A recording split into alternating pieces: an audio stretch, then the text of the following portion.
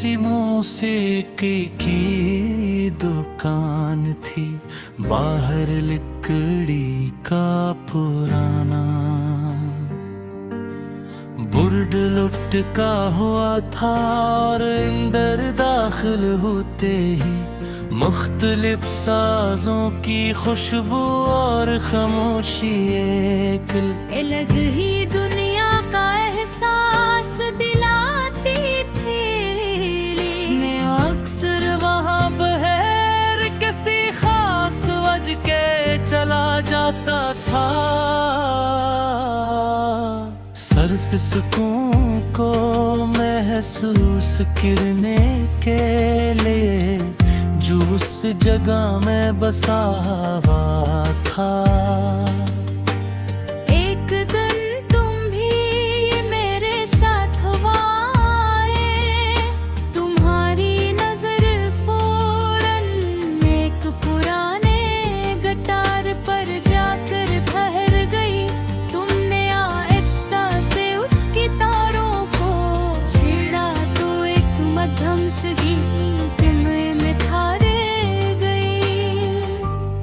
तो मुस्कुरा कर बोले, हर सांस की अपनी आवाज होती है, जैसे हर दिल की अपनी कहानी होती है।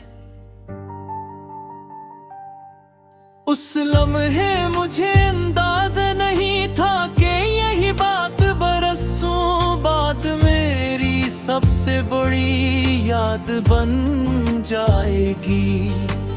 हम काफी देर तक मुख्तलिफ साज आजमाते रहे, कहीं बांसुरी की नरम धन थी, कहीं पियानो के हल्के सर, और कहीं गिटार की मध्यम आवाज बाहर।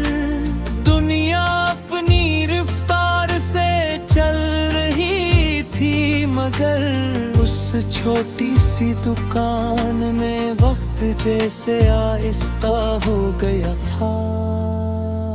फिर जिंदगी ने हमें अपनी अपनी राहों पर भेज दिया।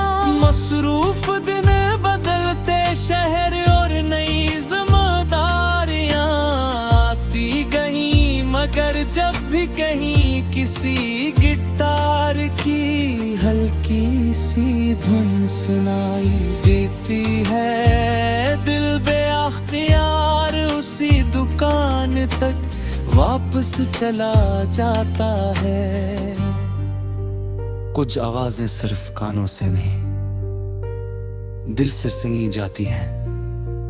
चंद साल बाद मैं दोबारा उस गली में गया, दुकान भी मौजूद थी, मगर पहले से ज्यादा खामोश।